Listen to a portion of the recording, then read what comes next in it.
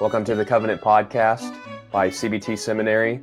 The Covenant Podcast exists to equip listeners with theological content from a 1689 Baptist perspective. My name is Austin McCormick. I'm one of the pastors of Covenant Baptist Church in Clarksville, Tennessee. I have the privilege to record another podcast with Dewey Dovell, one of the pastors of Emmanuel Reformed Baptist Church in SeaTac, Washington. Today we have the special privilege to welcome our guest, Oliver Allmand-Smith. Welcome to the show, brother.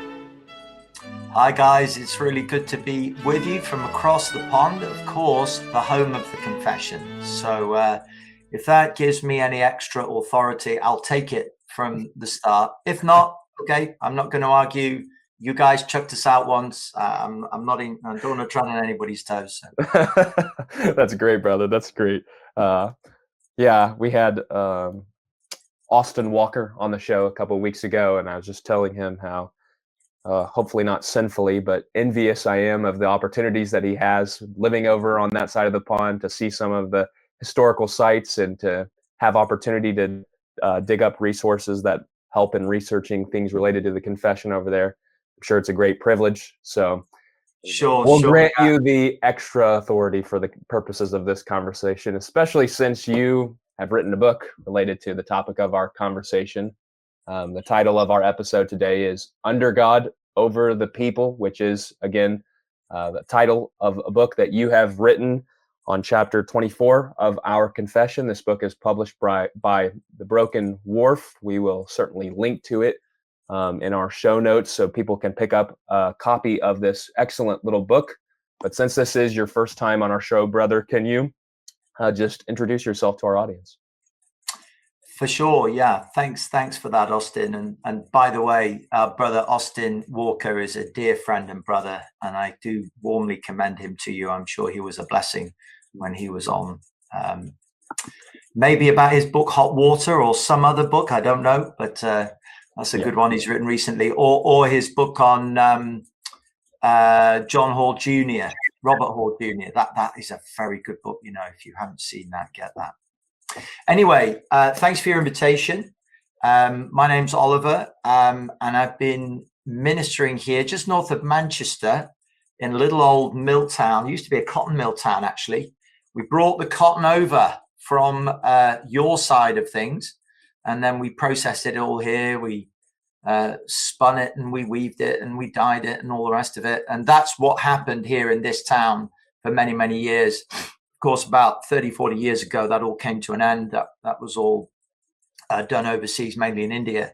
And the town has kind of reinvented itself, really. It's a relatively prosperous commuter town for Manchester. But I've been ministering here for 26, I think I'm into year 27 now. So it's been a while. And the Lord has been gracious to us. And we've seen the church move in a very much a confessional direction, and become more solid in its understanding and in its doctrinal convictions and roots. As well as being a minister, I'm also married to Alison. We've been married for it'll be 30 years this September. So we're looking forward to our 30th wedding anniversary. The Lord's kept us over that time, or at least kept her in relation to me, which is the wonder and mystery of it all. And we have 6 children. The Lord's blessed us with 6 children, 4 boys, 2 girls. The 3 boys are all married. 3 older boys are all married. We have 2 grandchildren the Lord has blessed us with. And our youngest is 14. Most importantly, the Lord's been very kind to us. And they're all baptized believers, members of local churches and serving the Lord in their places. So we're very thankful for that. Amen. Well, we are also very thankful to have you on the program today and to have opportunities to meet new brethren is always a privilege to Austin and I. So thank you for taking the time to join us from across the pond. I share in Austin's envy being able to, of you having the opportunity to be able to experience all the rich history and legacy that comes with being in your part of the world. So just wanted to give you a shout out and also acknowledge your authority today to talk about this important subject that you wrote about in your book, all about the Civil Magistrate. I'm looking here at the table of contents, and You've got civil government answerable to God, civil government called by God, civil government empowered by God, and then the godly magistrate. So 4 chapters that are just devoted to the role of the civil government, and very important and timely discussion for us to have in light of, even although we're coming up on 5 years post COVID-19 in America, there was so much discussion about the role of government over these past 4 to 5 years. And we'd like to ask you, as we begin our conversation relative to the book that you wrote, what are the responsibilities that governing authorities have to God, and what responsibilities do magistrates have to the people that they're over? Trust that you'll be able to give us some good insights in light of what you wrote in your book. Thanks, Dewey. Yeah. So you're right that the book did come out of COVID, in the sense that when COVID hit, we, like everyone, were shaken. You know, government interventions were very severe over here, probably similar-ish to the situation in California and maybe 1 or 2 other states there. So we had to wrestle with all of that.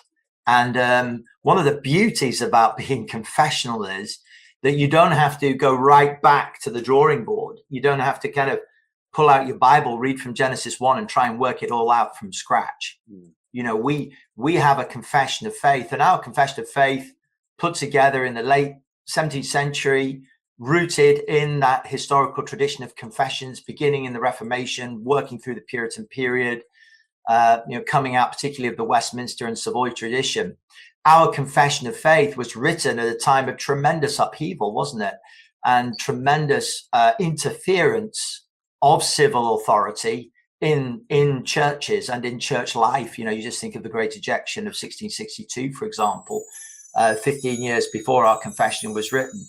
So that's the context of the confession of faith. And so for these men to write this confession and to call the people that you know, the people for whom they are writing, that their own church members, to call them to submission to the governing authorities was a big deal.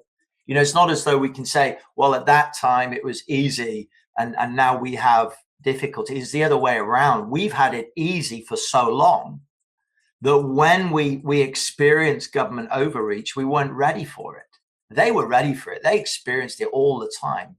And that's why it's all the more surprising then that they should state so clearly that that Christians who live under a particular civil authority in a particular nation or realm or jurisdiction should be submissive to those who govern them. And the reason why they state that is because they're convinced that's the biblical position. That Christians are called to exercise, as we have it laid out in our confession from chapter 21, their Christian liberty by demonstrating their willingness to submit to the civil authorities. So chapter 21 of our confession is all about Christian liberty, how we are free. We're free from the condemnation of the law. We're free from the strictures of the law, in the sense of binding us and confining us and controlling us and constraining us. You know, we have this wonderful liberty in Christ, but it's not a liberty from the law. It's a liberty unto law keeping. It's a liberty that is manifested in a willingness to keep the law. In fact, not just a willingness, but a desire, an active desire. Lord, what is your law? How can we keep it? Because in keeping the law of God, we find liberty. And one of those laws is submission to the civil authorities. It is through submission to the civil authorities that we find this Christian liberty worked out in practice. We say, well, how could that be? Since the civil authorities are civil and not spiritual.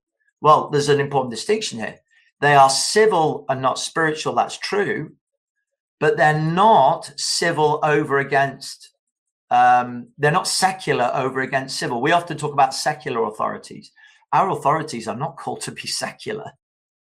They're called to be civil. So God is over the civil authority, just as God is over the church authority, and God is over the authority in the family, the father, husband. God is sovereign in each of these contexts. There should be no such thing as secular authority. That's a denial of God's sovereignty. No, it's civil versus spiritual, not secular versus spiritual.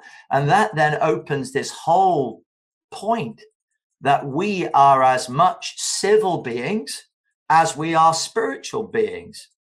We have to live in the church as spiritual creatures, that is true, but we also live in the civil realm as civil creatures, as those who are under a civil authority. And who appoints the civil authorities? God. God appoints them. And one of the things we point out in the book is that the responsibility that a civil authority, a civil governor, a civil magistrate has is not primarily to those they govern. It's not as though their legitimacy comes from the people they are governing. Their legitimacy comes from God. Now, that's not necessarily to say democracy is bad, but certainly we can't just say democracy is good either, can we? It's neither good nor bad in that sense. What matters is the civil authority has been appointed by God and is answerable to God. And a good civil authority is a civil authority that acknowledges God. You know, whatever governmental process, whether a democratic process or some sort of, hereditary process or Republican process or whatever process it is that leads to that authority being brought in, humanly speaking, what really matters is they're under God, under the God of the Bible, the God who is the true and living God, the only true and living God. So whatever the civil authority, whatever philosophy or religion they propound, they have been appointed by God. Fact. They will answer to God for what they do. And if they want to know what their marching orders are, they need to read the word of God, which is the Bible. Now, there's a lot there, but that's where I'd begin. Dewey, do you want to follow up on that? I think that was very well stated. I think that in our particular context, as I think about my background and trying to tease out the relationship between the secular realm versus the realm of the church, I was very much intrigued by that distinction you made, Oliver, between the fact that we are civil beings and spiritual beings versus that secular spiritual dichotomy. And I would just be curious to hear more about that distinction. What led you to that distinction? Where do we see that distinction being made in your expertise on this particular subject? Because that's a very helpful category distinction, I believe, as we think through who we are as image-bearing creatures living in God's world as citizens of a particular nation, but ultimately under God's sovereignty. Yeah. Amen, brother. Perhaps to come at the same thing from a slightly different angle. And again, this is a confessional point that I'm going to make here. When we think about the law of God, we automatically jump to the Ten Commandments. And that's not wrong. The Ten Commandments is the law of God. Absolutely. And it remains the great statement of the moral law, for all time. That's true. But actually, the law of God existed before the Ten Commandments, didn't it? And where was it written? It wasn't written on tablets of stone. It was written on the heart of Adam and Eve in the Garden of Eden. And our forefathers in the faith make this clear in the confession, don't they? That Adam was given the moral law and it was written on his heart right there in the garden. And that moral law covered all these civil matters that are valid to this very day. You shall not kill is not a law for the church, is it? It's a law for all people, including people in the church. Right. But it's not a church law. It's not a spiritual law. It's a law for all humanity. The law concerning marriage, it doesn't belong to the church. Marriage isn't a sacrament of the church, like baptism or the Lord's Supper in the New Covenant, or like circumcision or ritual washing in the Old Covenant. No, it's for all people, isn't it? Marriage is for all people. Who is responsible under God for supervising marriages? Not churches, civil authorities. Because marriage belongs to all people, to all human beings, by dint of being a human being. And this distinction then, I think, is very helpful to us. Who should speak the truth? All people should speak the truth. Who should care about whether people speak the truth? The civil authorities should care about that, not just the church. And so if you take those three things, a law about truth, a law about life and death, and a law about marriage, it is for the civil government should care about all those things. And that also means then, if you just take the marriage one, civil government does not have the right to change the law about marriage. Because why? Because they didn't make the law in the first place. God made it. They are to enforce God's laws. They are not to make laws. They are to enforce what God has already made. And so to try to remake marriage, or to decide that marriage is something different to what God has decided it is, that is not just of concern to churches. That is of concern in the civil realm. And that takes us forward to civil magistracy. Why do we need Christians to be active in the civil realm? Because Christians know the law of God. Christians know that law about marriage. They know that law about life. The reason why abortion is evil is not just because Christians say it's evil. It's because God says it's evil for all peoples. Right. And that's a matter for the civil authorities. They should care about that. Excellent. Yeah, I think is a good follow-up question, Dewey, and helpful answer there, brother. In that last answer, you began to talk about specific ways that magistrates have responsibility toward the people that they're over, and ways that they can serve them. I like this distinction that you've made, that magistrates are appointed by God. They're not to be viewed as secular authorities. They are set up by God, and they have duties that they are to enact toward the people that they have been put over. So if you want to flush that out anymore, you can. But I also want to ask you, on the other side of the coin, what responsibilities citizens have toward their magistrates. So if you want to wait to get to that, we can. But know that I'm asking you both of those kind of right now. What other responsibilities do magistrates have toward their people? And then after that, what responsibilities do citizens have to their magistrates? Yeah, I think the question of the responsibility of civil authorities under God over the people. So they have a responsibility to God, because they're under God, to act in certain ways toward the people that they are over. And what are those things? Well, we've mentioned a few things, but if we're actually to focus in on the things, particularly in the New Testament, that are highlighted as being the particular responsibility of the civil authority, then what we find is that the civil authority wields the sword. This is one of my chapters. It's Romans 13, isn't it? The sword has been given to the civil authorities for the punishment of evildoers and the reward of those who do good. And so this is the primary calling of the civil authority. Many people love to talk about the economy. Was it your Bill Clinton who said it's the economy, stupid? Well, actually, we would respond and say it isn't the economy. It's righteousness. It's justice. That's the number one responsibility of the civil authority. And I just think so many Christians miss that completely. They get totally preoccupied. What's the government doing about the economy? Or another great thing, what's the government doing about healthcare? Now, I'm not saying that government shouldn't act to promote the well-being of their citizens with good economic policies. They should.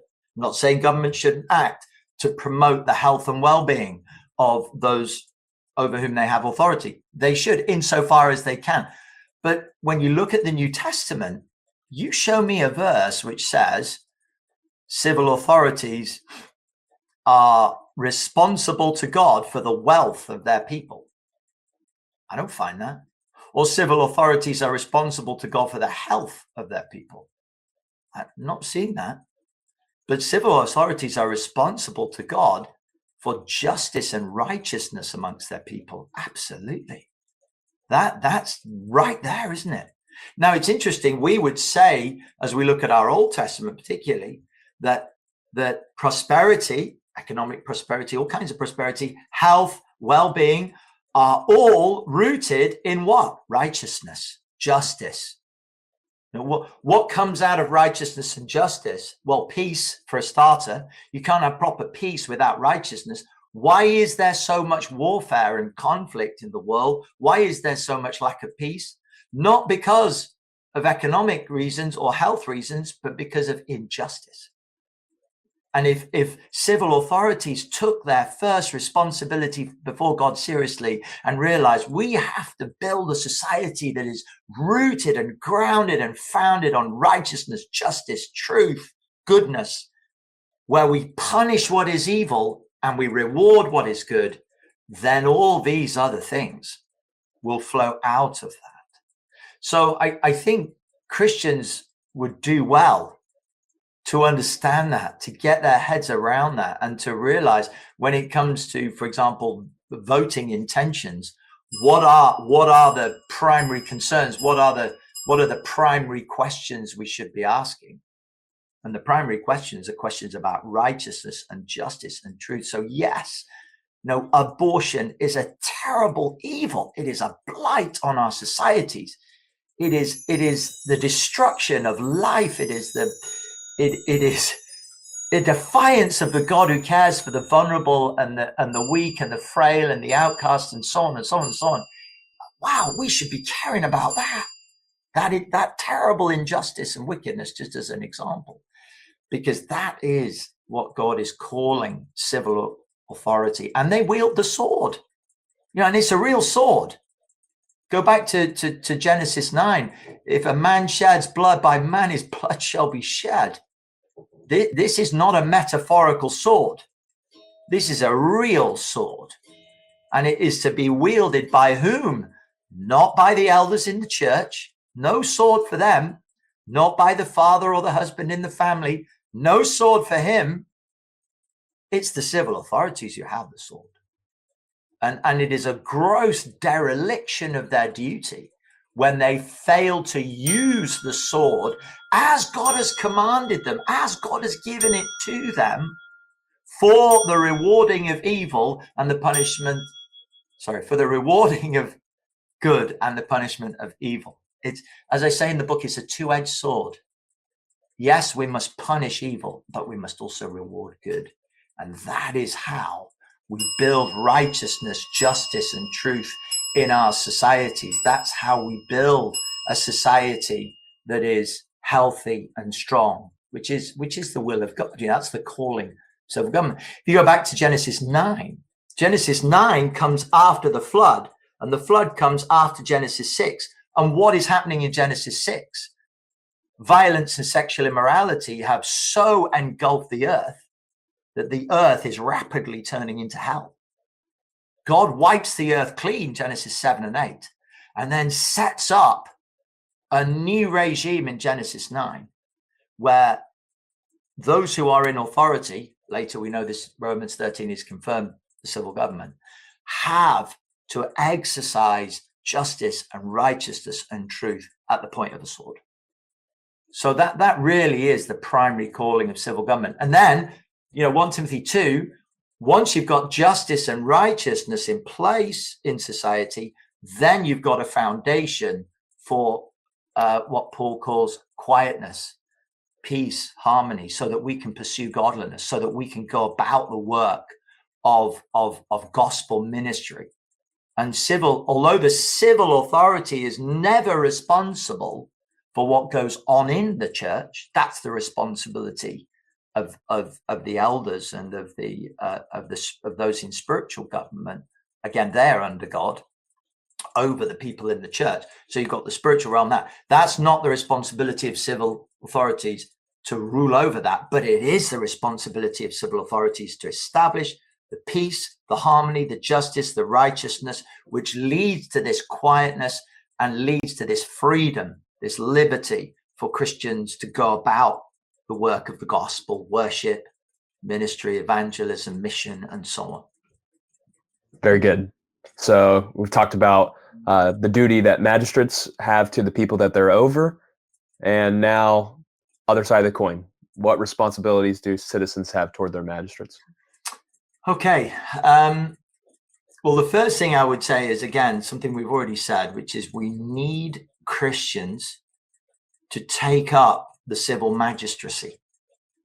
You see this through scripture, don't you, repeatedly? Joseph, what a civil magistrate he was. Wow. And how did God use him? Or you take a Daniel, what a civil magistrate he was. How God used him for good, in that context. So we need Christians to, and there's two great ways in which Christians can do good as civil magistrates. One is Christians understand the problem of the human heart, the problem of their colleagues, their ungodly colleagues in the civil magistracy. They're not deceived. So many Christians are just utterly naive. And they think that civil governments are all nice and good. And, when a civil governor says something that sounds good, that they can be trusted. We shouldn't trust those in authority over us. We should question them all the time. Because if they're not Christians, if they're not believers, their whole worldview is flawed, isn't it? So I think Christians who take up the civil magistracy are wise to the human condition. We understand total depravity. We understand that when these civil authorities make all these wonderful promises at election time, we're not deceived for half a nanosecond, are we? We know what's going on. So we need Christians in the civil magistracy for that reason. They understand the true nature of the human condition and the problem, but also they understand what's good, and they can fight for what is right, and they can promote justice and truth and righteousness. So we need Christians to take up the civil magistrate, and I would say that is a responsibility that we have that so many Christians just bat off. I think also Christian ministers are responsible to teach Christian magistrates what their calling is and what their calling isn't. That was one of the beauties about COVID season, as civil authorities overreached their authority. We as ministers of the gospel were able to hit back and say, you're overreaching. These are your responsibilities, not these. Concern yourself with what is your calling under God over the people, and don't interfere in what is not your calling. So I think as ministers, we have that responsibility. But I think your main question, wasn't it, was about the citizenry. Christians who are citizens, what is our responsibility? Well, our responsibility is very simple. It is to be under the civil magistracy insofar as the civil magistracy is under God. And it's a very simple concept then, that, isn't it? Insofar as the civil magistracy is under God, then we are under them.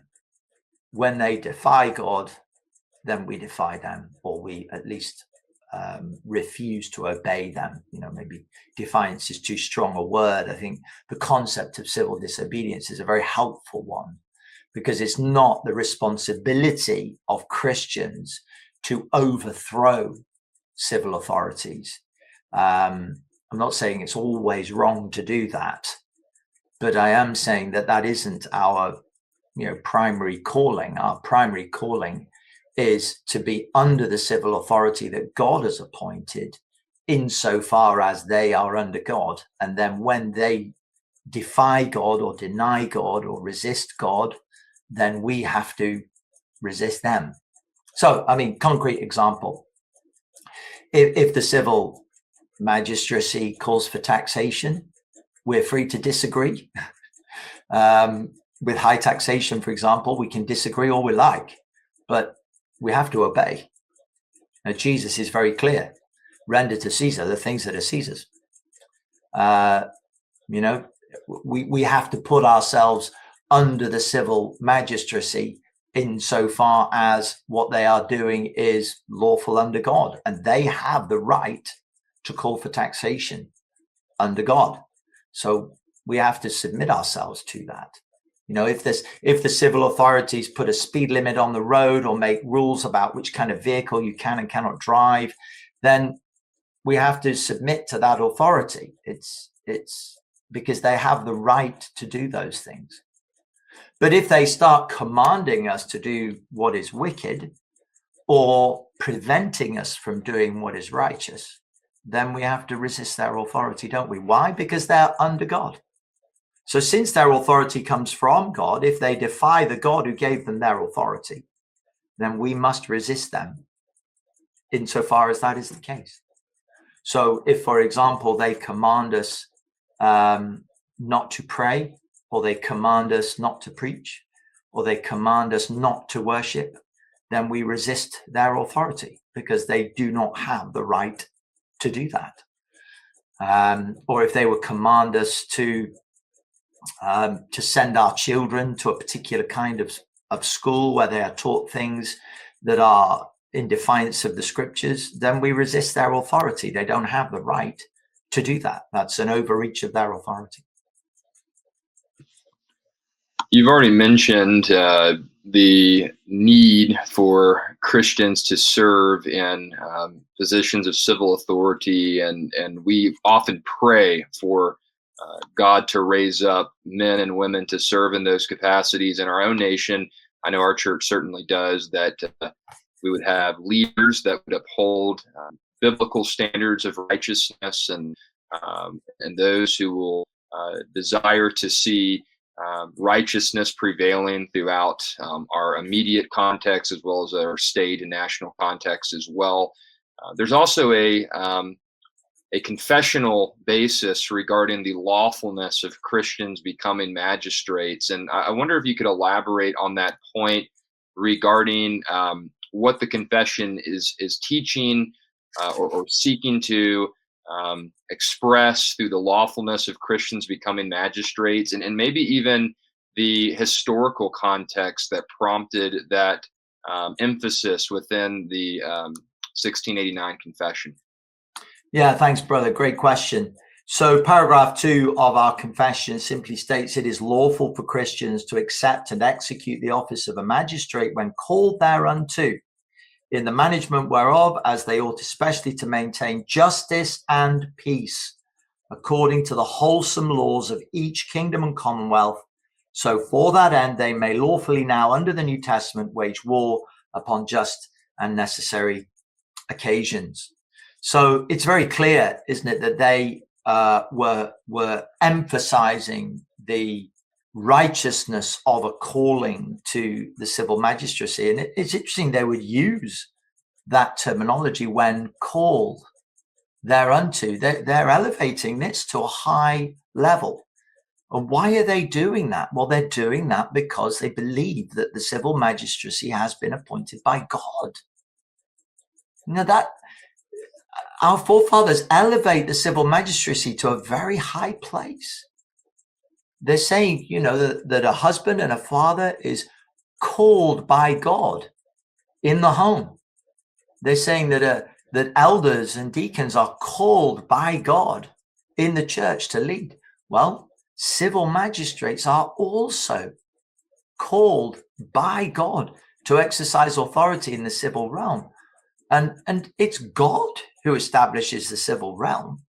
And it's God who is ultimately governing all things in this age, whether in that family context, church context, or civil context. So they really are elevating the calling to the civil magistracy to a very high degree here. And I think the fact that we've become so cynical about our civil magistrates, those who govern us, the fact that we've become so negative, the fact that we've become so weary and fed up with what we call politics, as though politics in and of itself has become like an evil thing. Well, politics is simply the matter of dwelling and living in the political realm. Well, we care about that, don't we? We care about what goes on in the civil realm. It's because of government policy, one way or another, that hundreds of thousands of babies can live or die. And I don't know how it is for you guys, but we've slaughtered over 10 million since we passed the Abortion Act in 1967, I think it was. 10 million. Well, if civil authorities had made different decisions, then those 10 million would not have been killed in the womb. That's a massive deal. That's an enormous matter. And it concerns God, in the sense that every single one of those babies that has been killed under government auspices by the law of our land is in defiance of the law of God, who gave them their authority. And by the way, as I say in the book, those civil authorities who make those decisions will answer to God for it. Justice will be done. So we should not only care about that from a distance, we should not only pray about it, and we should pray. You know, that's, we've neglected to mention that, haven't we? That was a bad neglect. Responsibility of Christian citizen, pray for the civil authority. You know, you mentioned that, brother, a moment ago, and that's vital, isn't it? We're doing that in our services on the Lord's Day. We're doing that in our homes. We're doing that in our families. We're doing that in the private place. We must pray. We must pray. It really matters. But also then, we need Christians, as we've said, to step up to this high and lofty calling. Because if a civil government does enact the civil laws of God, you know, go back to what we said earlier, matters of marriage and family, matters of life and death, matters of truth and justice. If you have a society where those things are upheld, wow, what a blessing that will be to the churches, and how that will open the door for the work of God. And that was really very much the concern of our fathers in the 17th century. You know, they wanted reformation in the civil realm in order to enable thoroughgoing reformation in the spiritual realm. They could see that the two were connected. I mean, take a man like Oliver Cromwell, for example, one of my tremendous heroes. What a man of God he was. And in the 1650s over here, it was Cromwell who brought forward this whole concept. It was one of his biggest principles of liberty of conscience. And he wanted to establish freedom for churches to worship God according to their own conviction concerning the scriptures. So he believed, contra obviously to the Anglicans, contra to the Presbyterians even, give a shout out here for the independents, he believed that we should have liberty. You know, Cromwell was fighting for liberty for Baptists back in the 17th century. That was like, whoa, in the civil realm, we were like beyond the pale. We were just, of course, we were connected with the Continental Anabaptists and the anarchists and the Munsterists and so on, which is a false connection. Our brother James Renahan has pointed that out so clearly, isn't he? That is just not right. Our roots lie elsewhere. We don't have time to go into that. But Cromwell came forward and said, as the civil authority, what we should be doing is facilitating biblical worship, facilitating church leaders within their churches to be teaching from the scriptures and guiding their churches into true liberty, true freedom. Go back to chapter 21 of our confession to worship according to the scriptures and according to their own according to conscience, reading and understanding of the scriptures. So what Cromwell did in the 1650s was mind-boggling in its context, in its time. Tragically, it all got overturned then, 1660 and following, when Charles II was restored to the throne, sadly. But Cromwell is a great example of a civil governor whose impact was so significant for the good of the churches. A Bunyan was free under Cromwell.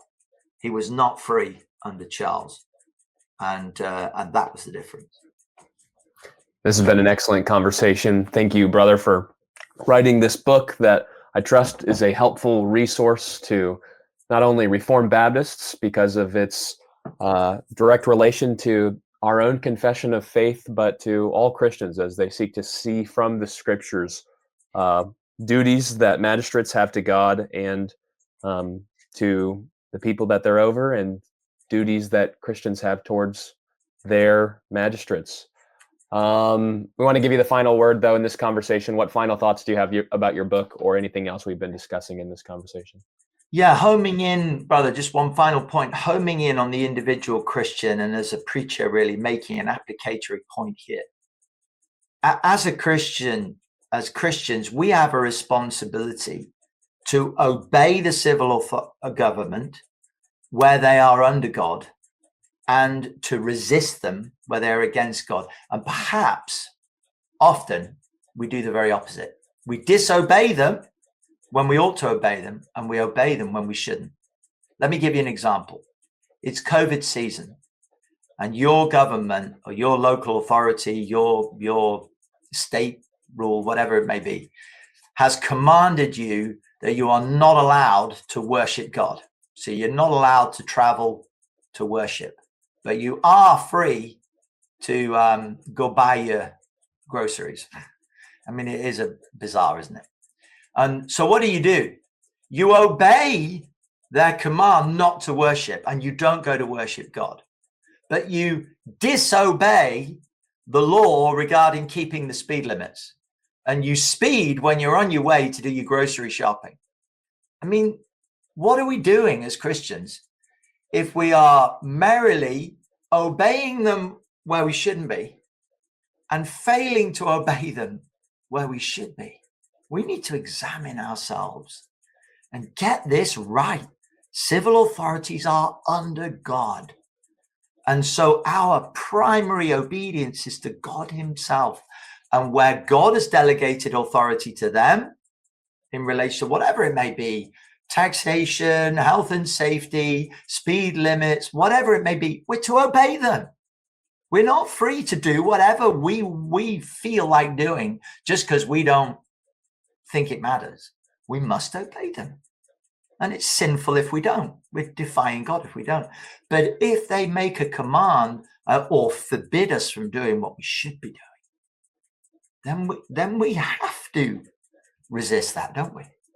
So let's just examine ourselves and our attitude towards civil government and authority, and let's not allow this kind of overwhelming cynicism that has overcome us, whereby many Christians just basically ignore the civil authorities. Well, they're godless and they have no concern for Christian things, so we can afford just to ignore them. That's not the case at all, biblically, confessionally. So let's examine ourselves in that regard. I love the call for consistency and the charge for us to view civil government from a robustly biblical and confessional basis. That is a helpful way to wrap up the conversation there. And just want to encourage our listeners to prayerfully consider purchasing your book and exploring these matters more extensively through their own reading and their own study. We greatly appreciate your service to Christ Church as a pastor, and as in addition to that, your service in the realm of academia, writing books and trying to equip believers with edifying resources. So thank you so much, and we wish you continued blessings on all of your ministry labors moving forward. Thank you, brothers. It's been a blessing, privilege to be with you. Yeah. I mean, my particular calling writing, I feel, is to write for what I call the ordinary Christian. So God willing, there'll be more coming in that direction. Well, we look forward to seeing the fruit of future writing endeavors, brother. And perhaps we can have you again on the podcast when those books materialize down the road. To our listeners, we want to thank you for your continued support of the Covenant Podcast. Until next time, we wish you grace and peace. God bless.